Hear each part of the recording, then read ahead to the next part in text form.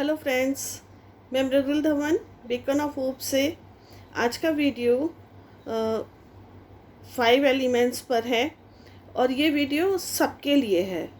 कोई भी जो प्रॉस्पेरिटी चाहता हो, जो ग्रोथ चाहता हो, वो इस वीडियो को देख करके बेनिफिट ले सकता है। चाहे वो स्टूडेंट हो, हाउसवाइफ हो, वर्किंग पर्सन हो या घर में रहने वाला कोई इंसान हो या बीमार हो, कोई भी हो, सबके लिए यूज़फुल साबित होने वाला है। तो चलिए शुरू करते हैं आज का video. 5 elements, chakras and remedies, उसके ऊपर बेस है। हम सब लोग जानते हैं 5 एलिमेंट्स होते हैं जिनको पंच महाभूत कहते हैं। इथर या आकाश, फिर उसके बाद जो है वो वायु या एयर, तेजस या अग्नि और फायर, आकाश या वाटर और पृथ्वी। तो ये जो 5 एलिमेंट्स हैं, डॉक्टर फ्रोले ने बताया है, उनका कहना है कि इथर जब मूव करता है तो उसमें से एयर बनती है। एयर में जब फ्रैक्शन होता है तो उससे फायर बनती है। फायर वाटर बन जाती है जब वो डेंसर हो जाती है। उसके बाद में वाटर जो है वो अर्थ में आ जाता है। जब वो जमा हो जाता है, ज़्यादा वाटर इकट्ठा हो जाता है तो वो अर्थ का शेप लेने लगता है। और ये सारे के सारे 5 एलिमेंट्स जो हैं वो अर्थ में समाविष्ट हो जाते हैं या कंटेन हो जाते हैं।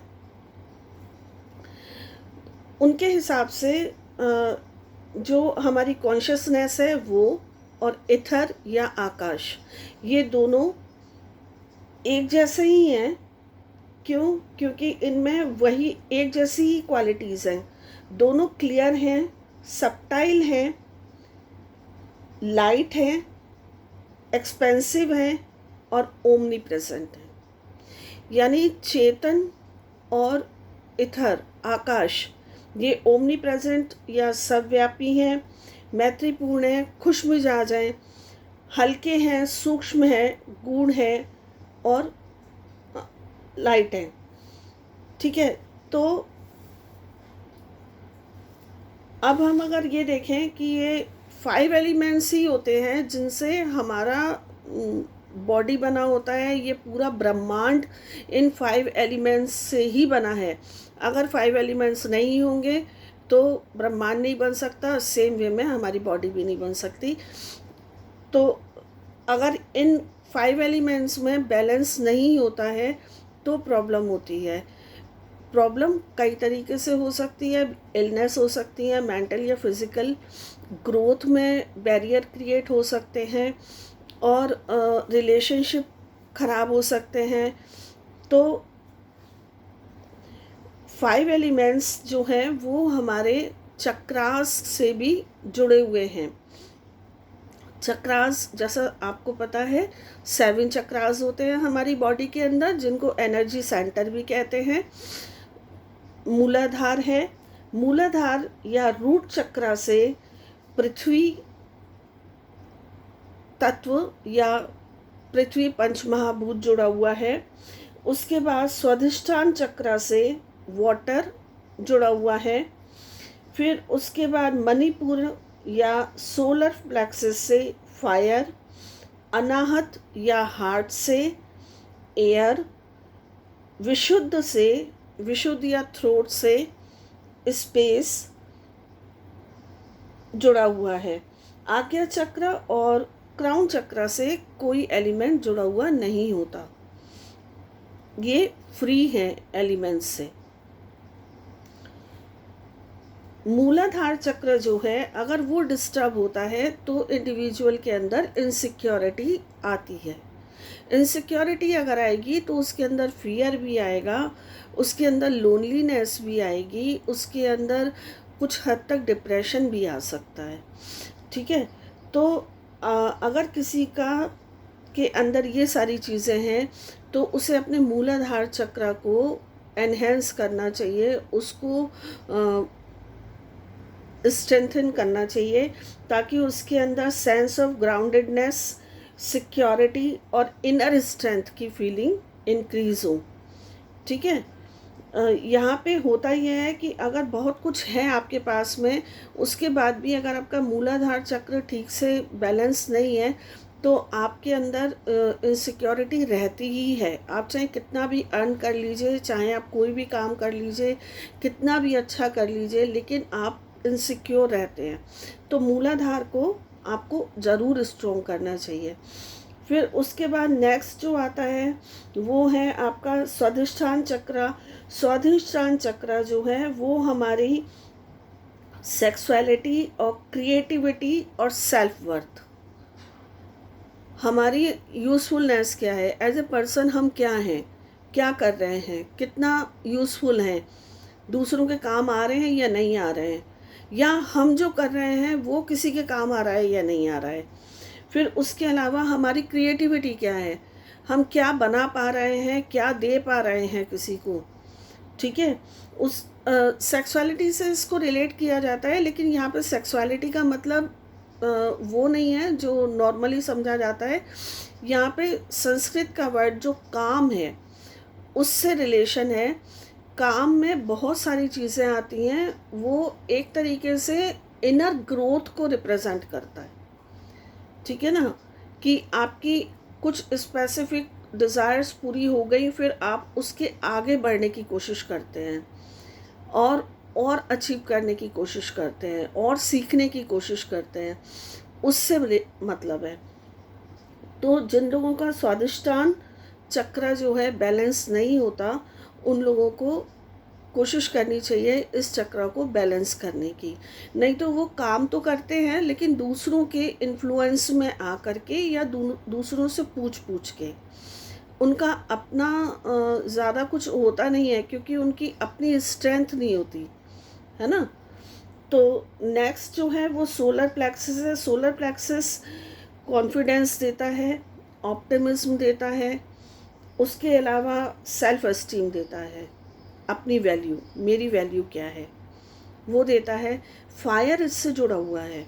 जिन लोगों के का सोलर प्लेक्सस अच्छे से डेवलप नहीं हुआ होता, या ये चक्र बैलेंस नहीं होता है, उनके अंदर कई बार ऐसा देखा गया है कि उन लोगों के अंदर नेगेटिव फीलिंग्स होती हैं, जैसे जेलसी हो सकती है, या फिर उनके अंदर एंगर हो सकता है, या फिर उनके अंदर हेट्रेट हो सकती है, एग्रेशन हो सकता है। ठीक है। तो ये चक्र भी बहुत इम्पॉर्टेंट है हमारी अपनी पर्सनल ग्रोथ के लिए।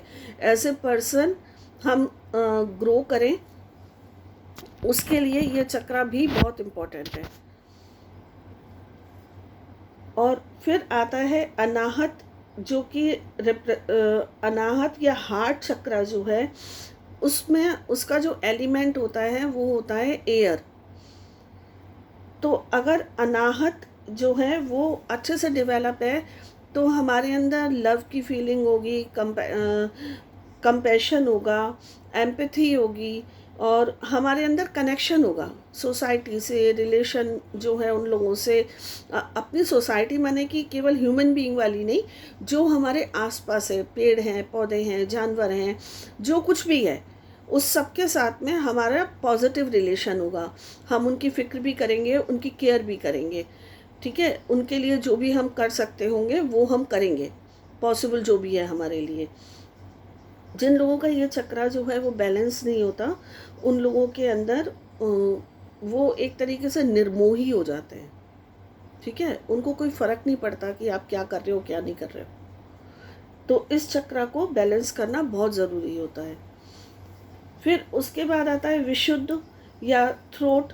थ्रोट से स्पेस जुड़ा हुआ है, और जिन लोगों का ये चक्र स्ट्रॉन्ग होता है वो मोस्टली सिंगर मिलेंगे आपको, आपको वो लोग स्पीकर मिलेंगे, मोटिवेशनल स्पीकर मिल सकते हैं। उन लोगों का ये चक्र स्ट्रॉन्ग होता है। अगर किसी को पब्लिक मीटिंग में बोलने में परेशानी होती है, अपने आप को वो ठीक तरीके से प्रेजेंट नहीं कर पाते, नॉलेज होने के बाद भी, तभी उनको इस चक्रा को स्ट्रॉन्ग करने की कोशिश करनी चाहिए, क्योंकि ये कम्युनिकेशन को ऑथेंटिक बनाता है और उसके बाद में इमोशनल स्टेबिलिटी लेके आता है और हमारे कम्युनिकेशन को पॉजिटिवली इन्फ्लुएंस करता है अगर बैलेंस है तो। फिर नेक्स्ट जो चक्रा है वो थर्ड आई और क्राउन है। थर्ड आई और क्राउन से हमारा कुछ बहुत ज़्यादा लेना देना इसलिए नहीं है क्योंकि हम यहाँ पे बात कर रहे हैं 5 एलिमेंट्स की, ठीक है। तो अगर हम अब बात करें कि ऐसे कौन से तरीके हैं, जैसे पहले मैंने आपको बताया चक्रास होते क्या हैं, फिर मैंने आपको बताया कि जो 5 एलिमेंट्स होते क्या हैं। 5 एलिमेंट्स के बाद में मैंने आपको बताया चक्रास से उनका रिलेशन, चक्रास में कौन कौन सी क्वालिटीज़ होती हैं जिनकी हमको रिक्वायरमेंट होती है। फिर उसके बाद मैं अब आपको बता रही हूँ कि इनको बैलेंस कैसे किया जाए। बैलेंस करने के बहुत सारे तरीके अवेलेबल हैं, जैसे मंत्र हैं, इनके जितने भी चक्रास हैं उनके मंत्र हैं और ध्यान किया जाता है, उसके लिए मेडिटेट करते हैं लोग। और उसके अलावा कलर थेरेपी भी यूज़ की जाती है इसको बढ़ाने के लिए और इफ़ेक्टिव है दोनों ही, लेकिन टाइम कंज्यूमिंग है। आपके पास अगर टाइम है, आप टाइम दे सकते हैं तो आपको ज़रूर इस साइड जाना चाहिए। लेकिन सपोज़ कि आपके पास उतना टाइम नहीं है, आप उतना वक्त नहीं दे सकते हैं, तो आपको कैसे इन चक्रास को बैलेंस करना चाहिए। उसके लिए सबसे पहला तरीका ये है कि आप अपने घर में या ऑफिस में कोई भी खुशबू, नेचुरल खुशबू वाला कुछ जला के रखिए। जैसे अरोमा ऑयल आते हैं वो आप जला सकते हैं, आप धूप बत्ती जला सकते हैं, आप कपूर जला सकते हैं। नेचुरल होना चाहिए जो भी आप जला रहे हो वो, ठीक है। उसको जलने दीजिए, आपको उसमें कुछ करना नहीं है, केवल आप जला करके छोड़ दीजिए। जहाँ पर भी आप बैठ रहे हैं, जहाँ पर भी आप हैं, ऑफिस हो या घर हो, वहाँ पर उसको जला छोड़ दीजिए, ठीक है। दूसरा, आप वहाँ पर एक दिया जला करके छोड़िए, घी का दिया हो या तिल के तेल का ले सकते हैं आप, या मोमबत्ती अवॉइड करिएगा क्योंकि वैक्स आजकल पता नहीं क्या क्या आर्टिफिशियल टाइप का कुछ बना के देते हैं वो, तो वो कई बार नुकसानदेह हो सकता है, ठीक है। तो उसको अवॉइड करिएगा। बाकी आप दिया जला सकते हैं। उसके अलावा आप अपने आसपास में पेड़ पौधे लगाइए, उनकी केयर करिए और वाटरिंग करिए, उनको खाद पानी दीजिए। पौधों की इस तरीके से देखभाल करिए कि वो मरे नहीं, ग्रो करें, ठीक है। उसके अलावा आप खुशबू वाले फ्लावर्स अपने आसपास लगा सकते हैं। रोज़ लेकर के आ जाइए, चेंज कर दीजिए अगले दिन या 2 दिन बाद चेंज कर दीजिए। माने मुरझाए हुए फूल नहीं होने चाहिए घर में या ऑफिस में, और आप उसको चेंज करते रहिए, लाते रहिए, ठीक है। आप उन्हें रख सकते हैं। उसके अलावा आप पानी का कंजम्पशन अच्छे से करिए। पॉसिबल हो तो नेचर के आसपास छुट्टी वाले दिन या जब भी आपको टाइम मिलता है, आप टाइम स्पेंड करिए जहाँ पे ग्रीनरी हो और जहाँ पे पानी भी हो। ऐसी जगह पे आप टाइम स्पेंड करिए। नहाने के लिए और पीने के लिए अच्छी मात्रा में वाटर का कंजम्पशन करिए, लेकिन पानी को वेस्ट मत करिए, ठीक है। कई बार नल खुला छोड़ देते हैं या ऐसा कुछ, वो मत करिए। उसके अलावा आप एक बहुत इम्पॉर्टेंट जो चीज़ है वो है कि आप दूसरों से जब मिलते हैं, कोई भी हो वो, उनसे जब भी आप मिलें, किसी भी दूसरे व्यक्ति से, उसके साथ में आप अच्छी भावना के साथ में मिलिए, ठीक है। माने आपका पॉजिटिव आउटलुक होना चाहिए कि अगर ईश्वर ने इनको वापस मेरे पास भेजा है तो ज़रूर उसके पीछे ईश्वर का कोई मकसद होगा, और मकसद है तो निश्चित ही वो मेरे लिए अच्छा होगा, तो मेरे को इनसे अच्छे से ही बात करनी है। इस तरीके से सोच करके आप कम्युनिकेशन शुरू करिए, ठीक है। हो सकता है उनके साथ में पहले आपका बहुत अच्छा ट्यूनिंग ना रहा हो, पर पॉसिबिलिटी है कि आगे जा कर के आपका ट्यूनिंग बेटर हो जाएगा, ठीक है। तो ये कुछ छोटे छोटे से उपाय हैं जिनमें आपको कुछ बहुत ज़्यादा मेहनत नहीं करनी है, कुछ लगेगा भी नहीं बहुत ज़्यादा, लेकिन हाँ आपको फ़ायदा ज़रूर होगा। अपने एक्सपीरियंस पे भी बोल रही हूँ मैं, और बहुत सारे लोग और भी इसको यूज़ कर रहे हैं, उनके भी एक्सपीरियंस पे बोल रही हूँ, उनको फ़ायदा हुआ है इससे, ठीक है। तो ये आज का वीडियो था, होपफुली आपको अच्छा लगा होगा। अच्छा लगा हो और आपके काम का हो तो इसको दूसरों के साथ भी शेयर करिए, कमेंट करिए, लाइक करिए, और साथ में सब्सक्राइब ज़रूर कर लीजिए चैनल को। आज के लिए इतना ही। थैंक यू, फिर मिलते हैं।